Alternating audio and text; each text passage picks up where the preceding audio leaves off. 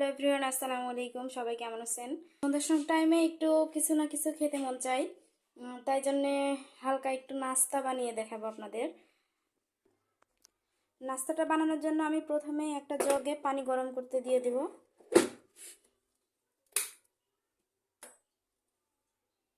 আমি 1 কাপ চালের আটা নিয়ে নেব।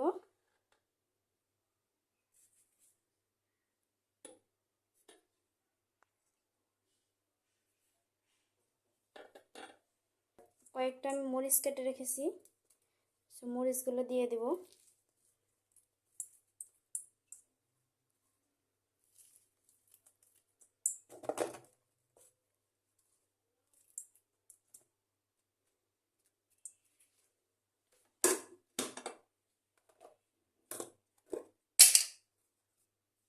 আমি কিছুটা লবণ অ্যাড করে দেব।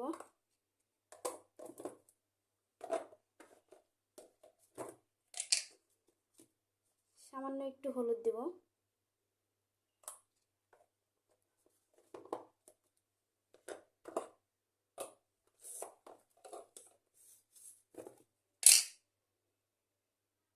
দিয়ে দেব অল্প একটু গুঁড়া মরিচ।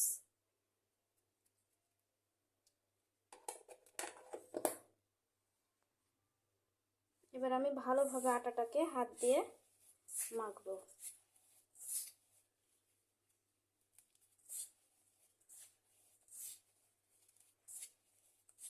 আমি গরম পানি দিয়ে একটু ভালো করে আটাটার ডো বানিয়ে নেব। এবার আমি গরম পানি একটু একটু করে দিয়ে ভালোভাবে মিক্স করে নেব।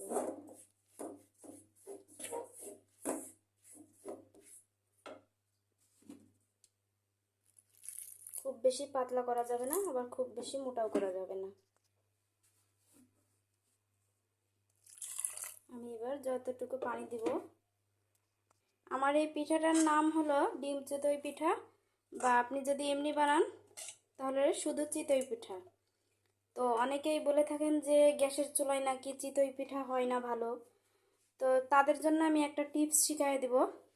আপনারা চিতই পিঠা বলেন বা ডিম চিতই পিঠা বলেন, সব কিছু সুন্দরভাবে করতে পারবেন। আপনি যে আরেকটা গ্যাসের চুলার যে ইয়েটা থাকে না, সেটা এর উপরে এইভাবে তুলে দেবেন। তুলে দেওয়ার ফলে হবে কি, আপনার চুলার আঁচটা খুব দ্রুত আপনার কড়াইয়ে এসে লাগবে না, আস্তে আস্তে লাগবে। তাই জন্য পিঠাটা ভালো হবে। আমি আবার আপনাদের একটু ভালোভাবে দেখাইয়ে দিই। এই তো, এইভাবে দিলে পিঠাটা অনেক সুন্দর হবে। আমি গ্যাসটা অন করে দিলাম। এই তো, আমি এখন পিঠাটা করতে শুরু করব।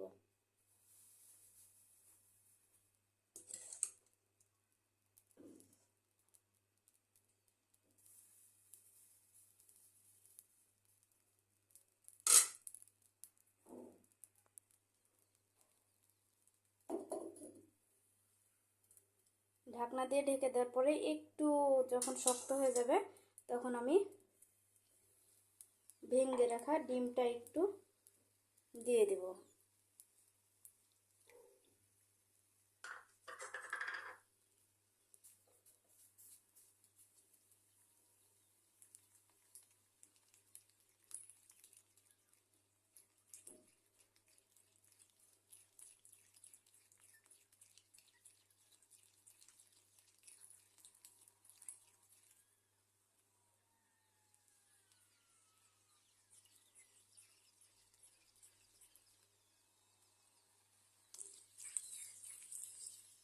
সুন্দরভাবে মিক্সড করা হয়ে গেলে আমি এবার আবারও ঢাকনা দিয়ে সুন্দর করে ঢেকে দেব।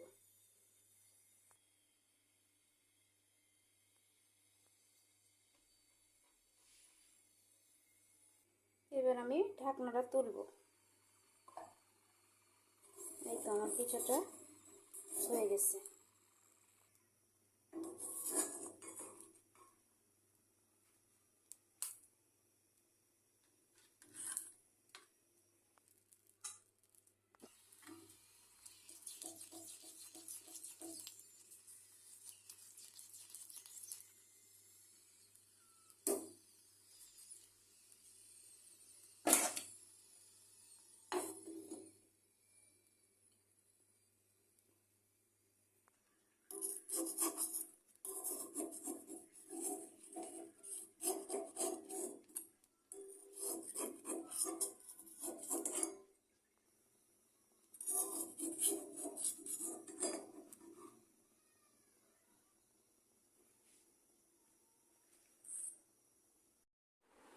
পিঠাটা আমার বানানো শেষ।